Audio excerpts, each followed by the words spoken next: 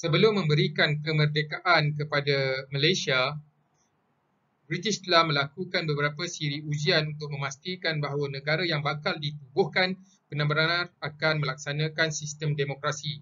Salah satu daripada ujian yang dilakukan ialah ujian pilihan raya.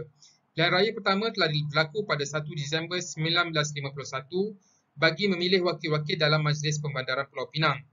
UMNO dan MCA telah bergabung untuk membentuk satu parti perikatan dan mereka telah menang kesemua 9 kursi yang dipertandingkan. Pada tahun berikutnya, iaitu pada bulan Februari 1992, satu lagi pemilihan telah diadakan untuk Majlis Pembandaran Kuala Lumpur. 12 kursi dipertandingkan. 9 kursi telah dimenangi oleh perikatan, selebihnya dimenangi oleh parti IMP dan juga calon bebas. Pada tahun 1953, Parti Perikatan telah mencadangkan kepada British untuk mengadakan satu pilihan raya umum untuk seluruh tanah Melayu. Dan pada tahun 1955, pilihan raya umum yang pertama telah diadakan yang menyediakan 52 kursi untuk direbut. 8 parti telah bertanding. Perikatan telah memenangi 51 daripada 52 kursi tersebut. Dan PAS telah menang satu kursi di Krian Perak. Sebelum pilihan raya, apa yang kita kenali sebagai MCA dan MIC bukanlah merupakan parti politik, tetapi lebih kepada badan kebajikan untuk menjaga kepentingan kaum masing-masing. Dan apabila berlakunya pilihan raya, Parti UMNO telah mempelawa MCA dan MIC untuk membentuk perikatan untuk bertanding secara kolektif ataupun secara kolaborasi.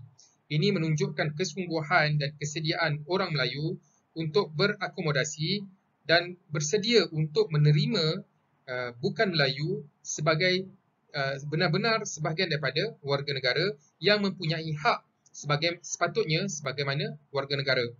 Dan ini adalah satu bentuk toleransi dan juga pengorbanan yang besar kerana ianya melibatkan kesediaan orang Melayu untuk menerima orang asing untuk berada sebahagian daripada warga negara. Dan melalui pilihan raya umum pada 1955, pengorbanan itu jelas ketara apabila perikatan yang didominasi oleh UMNO sepatutnya boleh membentuk kerajaan tanpa perlu bergabung dengan MCA dan MIC.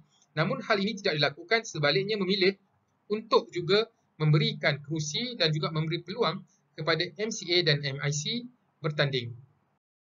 Sebagaimana Inggeris juga telah mensyaratkan bahawa kemerdekaan hanya akan diberikan sekiranya rakyat negara ini benar-benar bersatu padu dan menunjukkan kemampuan mereka untuk bekerjasama.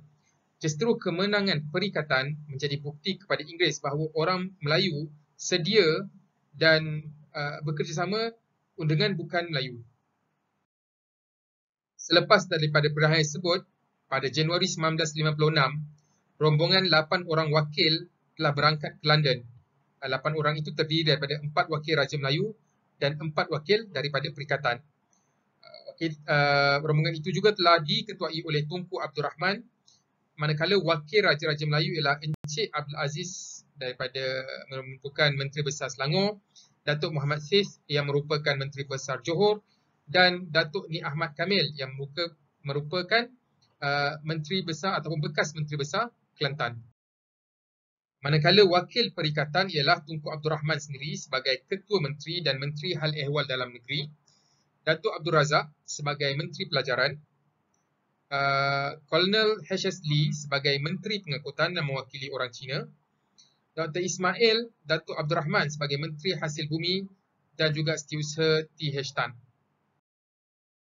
Rombongan ini bertujuan untuk berunding dengan pegawai British sebagai usaha menuntut kemerdekaan dan melobi daripada Parlimen British, dan rundingan tersebut berlangsung selama 3 minggu mulai 18 Januari sehinggalah 8 Februari 1956. Hasil daripada rundingan selama 3 minggu tersebut, akhirnya perjanjian London ditandatangani pada 8 Februari 1956 dan British akhirnya bersetuju untuk memberikan kemerdekaan kepada Tanah Melayu dengan syarat beberapa perkara hendaklah dipastikan, termasuklah menjaga kepentingan British di Tanah Melayu.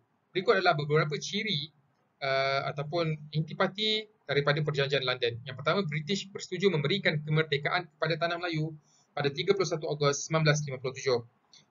Tanah Melayu masih berada dalam lingkungan Commonwealth dan hendaklah menjalankan pemerintahan secara demokrasi. Liga British mendapat hak untuk menempatkan tenteranya di Tanah Melayu dan sebuah badan bebas akan ditubuhkan bagi menggubal perlembagaan yang baru bagi Tanah Melayu iaitu Suruhanjaya Reid. Jawatan Setiausaha Kewangan dan Setiausaha Gerakan akan digantikan dengan Menteri Keuangan dan Menteri Pertahanan yang akan diserahkan kepada rakyat tempatan.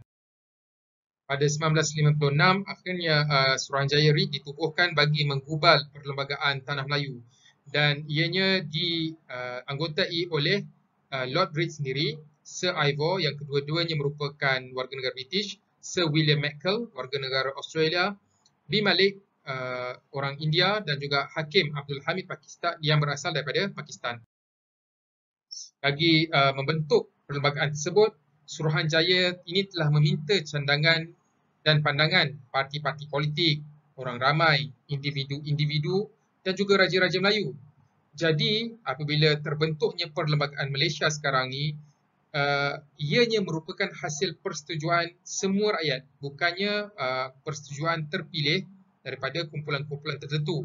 Sebab itulah persetujuan tersebut yang membentuk perlembagaan ini dinamakan sebagai kontrak sosial, persetujuan ramai, pelbagai kaum, pelbagai parti politik, orang ramai untuk membentuk negara Malaysia.